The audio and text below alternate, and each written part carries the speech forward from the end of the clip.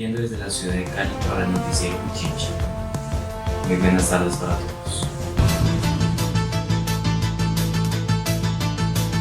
Primero vamos a la ciudad de Bogotá con nuestra periodista Mónica Yuritza. Yuritza, ¿cuál ha sido el impacto en el sistema de la salud por la pandemia? Además, ¿qué se está haciendo para el control de esta?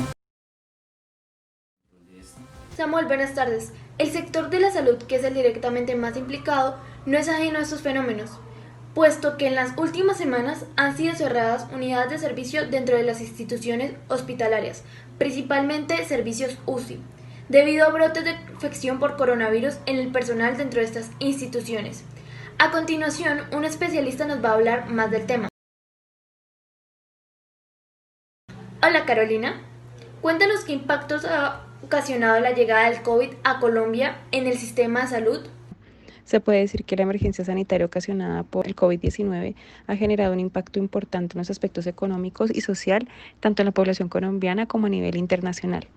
Desde el punto de vista económico, es notable ver que la crisis que están viviendo la mayoría de los empresarios en el país debido a que han tenido que cerrar las puertas de sus empresas, parando así la producción, debido a las cuarentenas estrictas que han sido establecidas en las principales ciudades.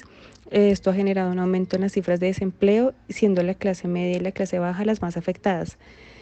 Esta crisis ha agravado la situación de la población que obtiene el sustento diario del empleo informal, puesto que las restricciones en movilidad les prohíben comercializar sus productos, provocando con esto en el interior de las familias que las familias experimenten una afectación importante de su estado de salud, tanto física por temas relacionados con malnutrición, como mental por el estrés que ocasiona el hecho de no conseguir el dinero suficiente para el sustento diario. La emergencia ha representado también un esfuerzo para el sector salud, el cual ha requerido adaptarse a la situación actual, haciendo uso también de recursos económicos importantes y adicionales para adquirir insumos que para la realización de pruebas de diagnóstico y de tratamiento, así como equipos médicos para atenderle a los pacientes a nivel hospitalario. ¿Cree usted que Colombia está preparado para cuando llegue el pico de contagios de COVID? Definitivamente no, ningún país estaba preparado para enfrentar el COVID, ni Colombia ni a nivel internacional, ninguno. Estamos viendo en la actualidad que el sistema de salud reporta una ocupación casi total de las UCIs en las ciudades en donde se están presentando el mayor número de casos, por lo que aunque se han hecho esfuerzos para hacer frente al pico de la pandemia en Colombia, se seguirán presentando en los próximos días aumentos tanto en el número de infectados como en el número de personas que han fallecido. Esto se debe en gran medida a la reapertura de los sectores económicos que el gobierno nacional ha autorizado para reactivar en sí la economía nacional, con lo que se espera aliviar por lo menos el aspecto económico que en este momento el país también enfrenta. Es importante destacar que para superar el pico de la pandemia, además de el esfuerzo del gobierno, el esfuerzo económico, es necesario que la cooperación de la ciudadanía con el cumplimiento de las medidas de protección personal y el distanciamiento preventivo, puesto que de nada sirve la inversión que está realizando el gobierno y otros sectores para hacer frente al pico, sino que también las personas debemos ser conscientes de la gravedad de la enfermedad, de la agresividad y por lo tanto debemos ser disciplinados con el cumplimiento de las normas de bioseguridad. ¿Qué opina usted sobre la necesidad de más ventiladores en Colombia? Esto debido a los casos en los que personas han muerto por la necesidad de estos mismos. Considero que en este sentido ha habido una adecuada respuesta por parte de las clínicas y los hospitales en cuanto al uso de ventiladores. Adicionalmente, hemos visto que el gobierno nacional, las gobernaciones y alcaldías territoriales, las universidades y las empresas están contribuyendo con la adquisición de nuevos equipos y los están distribuyendo en las zonas más afectadas por la pandemia. De esta manera, los pacientes con diagnóstico grave han sido atendidos en las UCI sin tener que el cuerpo médico o el equipo médico tenga que recurrir a decidir entre una vida y otra. Es necesario, sin embargo, el compromiso, como ya hemos dicho, o como ya se dijo, de la ciudadanía colombiana para mantener las medidas de protección, evitando así el contagio y, por ende, el colapso de las unidades de cuidado intensivo en el país. ¿Por qué no existe un protocolo establecido para tratar el COVID en el tema de los medicamentos? Esta es una enfermedad nueva a nivel nacional, a nivel internacional. No se tenía conocimiento, no se tenía información sobre cómo afecta y cómo agrede el organismo o cómo afecta a las personas. Entonces, hasta el momento, dada los meses que han transcurrido desde que fue declarada o que se conocen los primeros infectados, ya conocemos algunas características que han permitido tratar los síntomas que presentan las personas cuando adquieren la enfermedad. Por lo tanto, los protocolos de manejo para diagnóstico y tratamiento que se vienen estableciendo en el momento cambian constantemente y se van ajustando de acuerdo a los nuevos descubrimientos que se obtienen durante la atención de los pacientes y también de acuerdo a los descubrimientos que van generando los laboratorios o la industria farmacéutica que se están esforzando día a día para encontrar el medicamento que nos permita contrarrestar los efectos de la enfermedad o la vacuna que nos permita estar protegidos de la infección. ¿Qué tanto se han ampliado las UCI debido a la pandemia? Como se mencionó anteriormente, hemos visto el esfuerzo de diferentes sectores del país para que están contribuyendo con la ampliación de la capacidad hospitalaria en cuanto a las unidades de cuidado intensivo a nivel nacional. Entonces, esto es un proceso que requiere la inversión de recursos, de capacitación del personal médico y que requiere tiempo. Sin embargo, hemos visto que el sistema de salud ha respondido a las necesidades y ha atendido a los pacientes que han requerido hospitalización en unidad de cuidado intensivo. Muchísimas gracias por su colaboración, Carolina. Hasta aquí mi reporte, Samuel. Muchas gracias, Carolina. Muchas gracias, Carolina. Ahora pasamos a la ciudad de Cali con nuestra periodista Daniela Quiñones. Daniela, ¿cuáles son los efectos del confinamiento en la salud mental de las personas? Hola Samuel, buenas tardes. Pues el confinamiento es una restricción que las personas debemos acatar para lograr frenar y controlar la transmisión de la infección, evitando así los contagios y la expansión. Pero ¿hasta qué punto la salud mental se ve afectada? Por ello, una psicóloga nos viene a hablar más sobre el tema. Doctora Erika, cuéntenos, ¿cómo se va a afectar la salud mental de las personas en tiempos de pandemia a causa del confinamiento? Hola, un saludo para todos ustedes. Soy Erika Acevedo Lazo, psicóloga clínica, especialista en administración de la salud, con una amplia experiencia en el sector clínico y sector social. Los efectos que el confinamiento puede tener en la salud mental de las personas. Hay dos tipos de grupos que podríamos catalogar si lo miramos de manera general. El primero sería un grupo de personas a las cuales el efecto sería negativo en cuanto a que la frustración, la impotencia, la soledad, cualquier tipo de sentimiento va a abrumar a la persona y no va a tener esa capacidad de responder ante esa nueva realidad. Pero eso podríamos decir que es un porcentaje muy pequeño porque la dinámica social va a exigir que el mismo ser humano se adapte y se enfoque y se direccione hacia una respuesta a la nueva realidad a la que nos estamos enfrentando.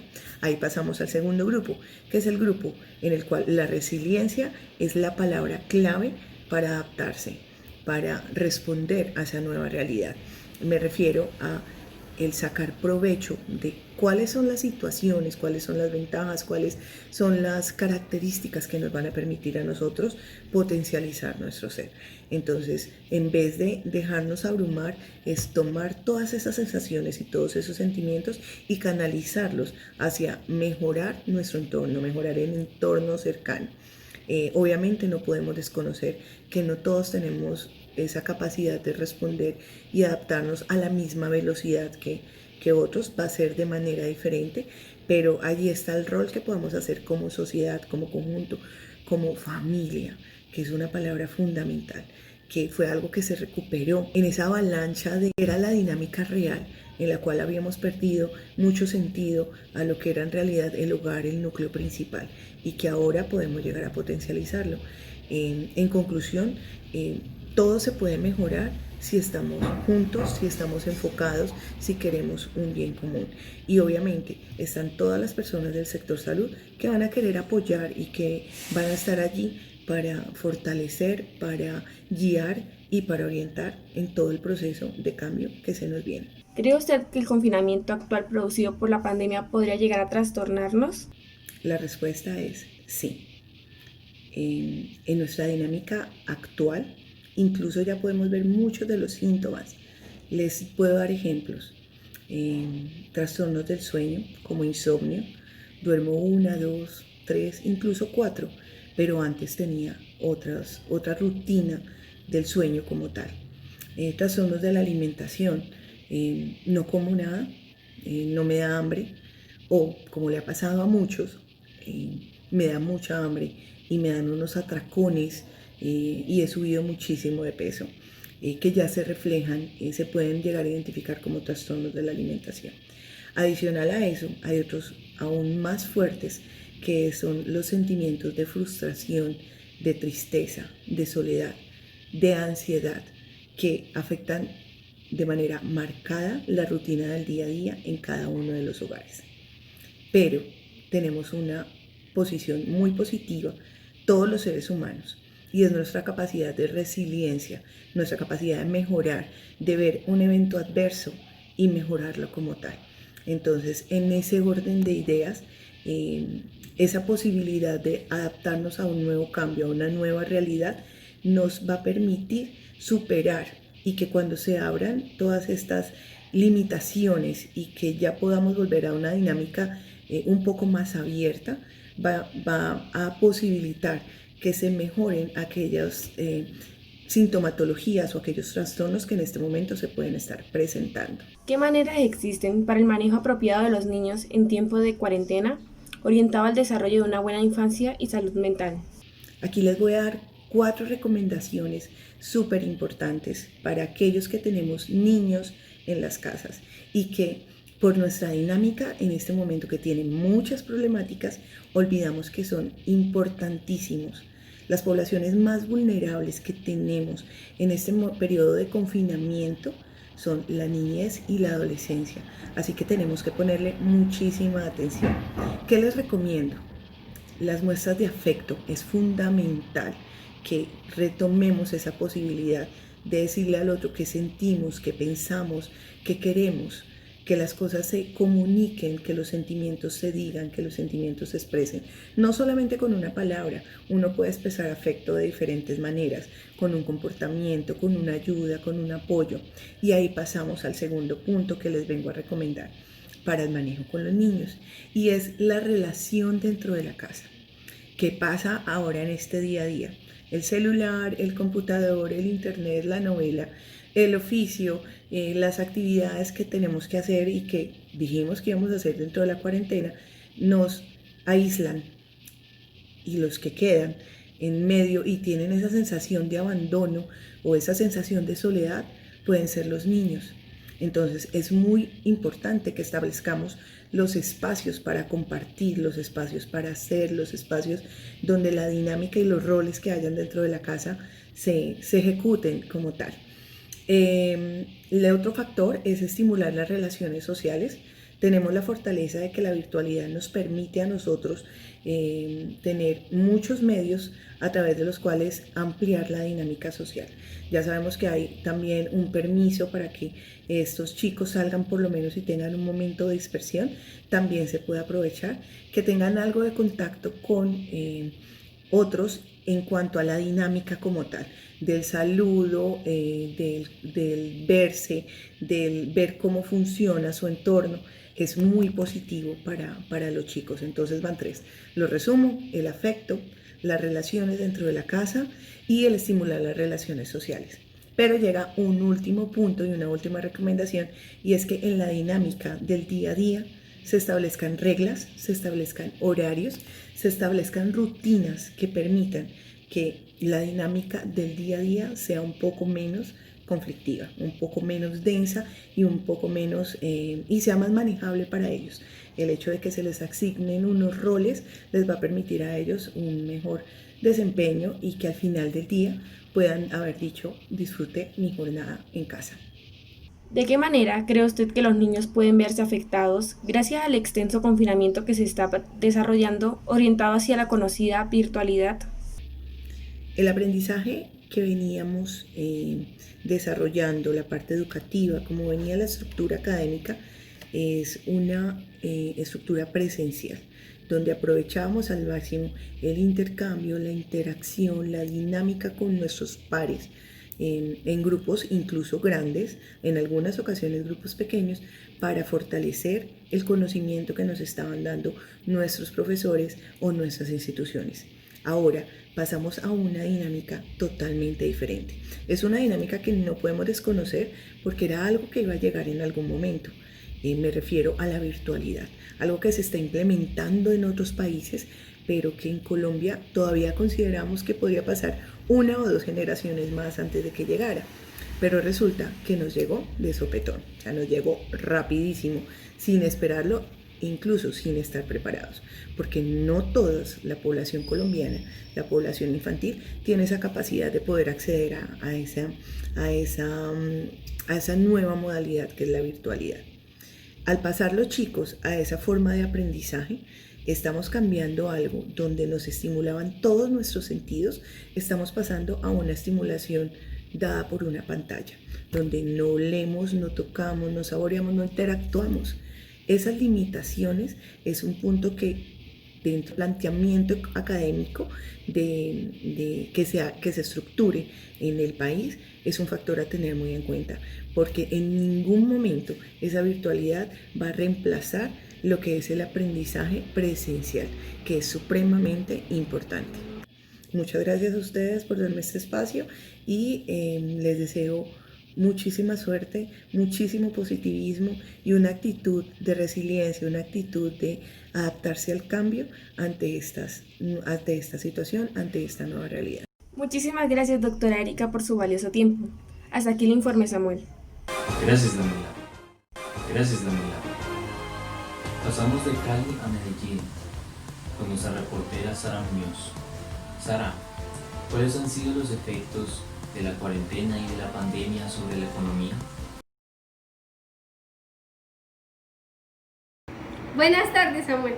La economía colombiana enfrenta una era donde los choques más fuertes son la consecuencia de la pandemia del COVID-19. Por esto hemos traído a nuestro invitado especial, Javier Nieto, quien es un profesional en ciencias económicas, y él nos hablará más del tema. Buenas tardes, Javier.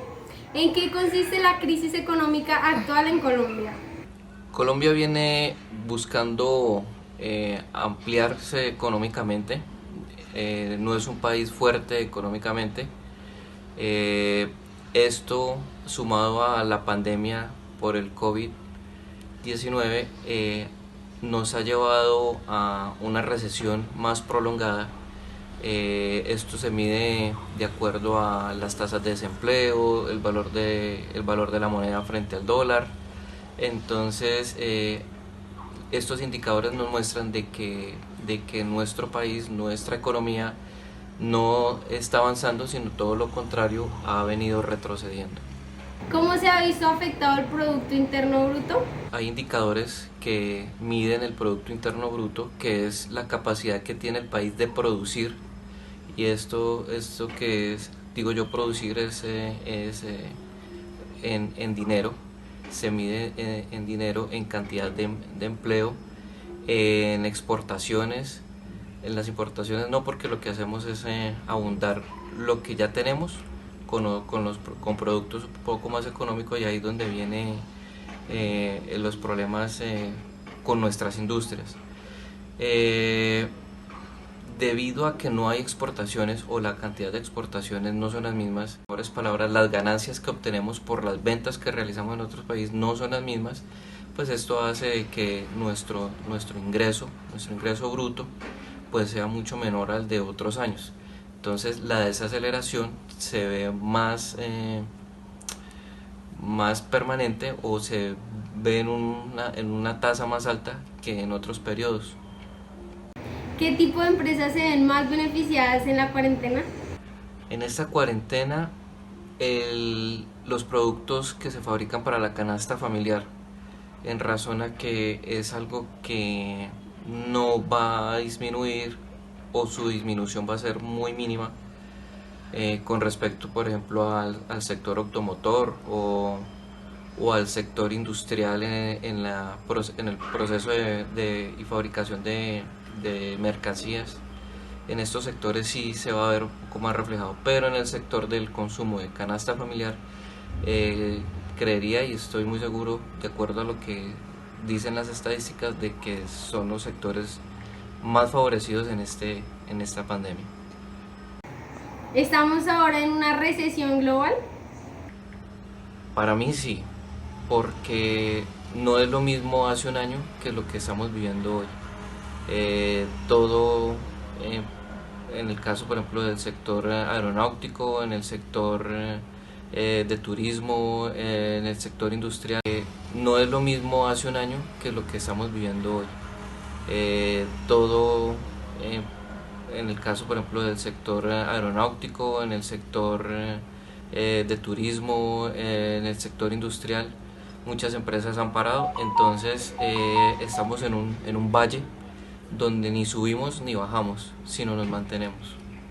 Muchísimas gracias, Javier, por su tiempo. Muchísimas gracias, Sara. Y con eso le daríamos finalización a nuestro reportaje de hoy. Gracias por ver el Noticiero Pichincha. Muy buenas tardes. Hasta luego.